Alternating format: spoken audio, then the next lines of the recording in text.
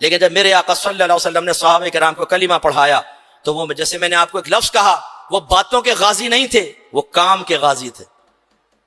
سرکار نے فرمایا اپنی برادری کو چھوڑ دو، کلمہ پڑھو، جو کلمہ پڑھے گا وہ تمہارا ہے، ورنہ سگا باپ بھی ہو تو تمہارا نہیں ہے۔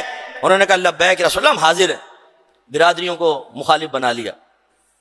یہاں جوان نبی کی اطاعت کے لیے اس لیے تیار نہیں ہے جی بیوی ناراض ہو جائے گی، دوست چھٹ جائیں گے، جاب نہیں ملے گی، فلاں ہو جائے گا فلاں ہو جائے گا، وسوسہ کا شکار۔ مولا علی کو دیکھیں، جب سرکار نے رشتہ داروں کو جمع کیا، ان کے سامنے مذہب اسلام کو پیش کیا اور فرمایا کلمہ پڑھو، کون میری بیعت کرتا ہے؟ کوئی کھڑا نہیں ہوا، مولا علی کھڑے ہو گئے۔ ایک روایت کے مطابق 7 سال، ایک روایت کے مطابق 8، ایک روایت کے مطابق 10 سال عمر تھی، کھڑے ہو گئے۔ ہمارا کوئی بچہ وہ کہے گا پہلے ابو سے پوچھ لو، امی سے، وہ قوت فیصلہ نہیں رکھتا۔ مولا علی کھڑے ہو، میں بیعت کرتا ہوں۔ سرکار نے فرمایا بیٹھ جائیں، پھر ترغیب دی، پھر کہا مجھ سے کون بیعت کرتا ہے؟ کوئی نہیں کھڑا ہوا، مولا علی کھڑے ہو گئے۔ سرکار نے فرمایا بیٹھ جاؤ، تیسری مرتبہ ترغیب دی، پھر پوچھا کون بیعت کرتا ہے؟ کوئی نہیں، مولا علی کھڑے ہوئے۔ سرکار نے فرمایا آگے آؤ، ان کو بیعت کر لیا۔ صدیق اکبر ایمان لائے، بی بی خدیجہ ایمان لائی سب سے پہلے، حضرت بلال غلاموں میں ایمان لے کر آئے۔ سب لوگ ناراض ہو گئے، کاروباری ڈیلز ختم ہو گئیں۔ پہلے جو محبت سے ملتے تھے غصے سے گھور کے چہرہ پھیر کے نکل جانے لگے۔ بھری دنیا میں تنہا ہو گئے، اجنبیت، لوگوں کے رویے بدل گئے، لیکن انہوں نے کوئی پرواہ نہیں کی۔ ہمارے نبی نے کہہ دیا تو بس نبی کے پیچھے جانا، ایسا تزکیہ کیا سرکار نے۔ پھر حکم ہوا 13 سال تک اس مشقتوں کو سہنے کے بعد سرکار نے فرمایا مدینے جاؤ، نکل جاؤ، ہجرت کرو، ہجرت واجب ہو گئی۔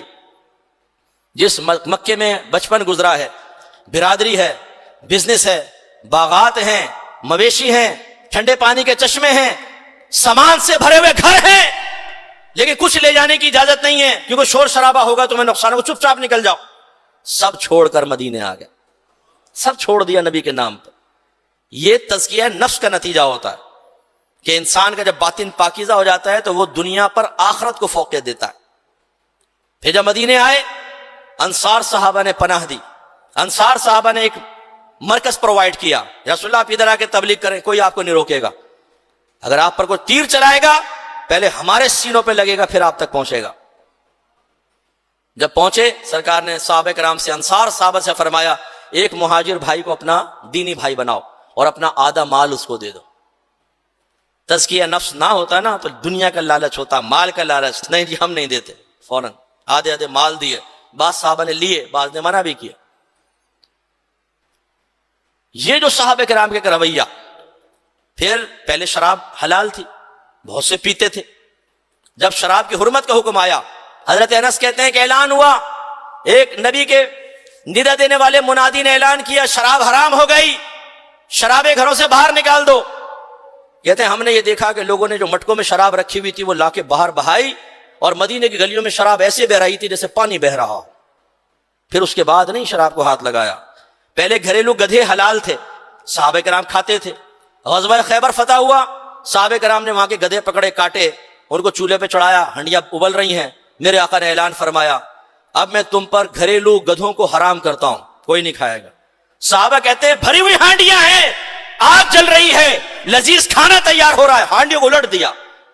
کسی نے بھی یہ نہیں کہا آج تو بوٹی کھا لے اس کے بعد نہیں کھائیں گے، نو، نبی نے فرما دیا نا، ختم بات۔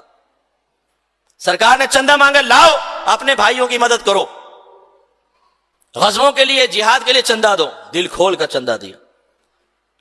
اصحاب صفہ اپنے خواہشات نفسانی کو قربان کر کے رات دن علم سیکھا کرتے تھے۔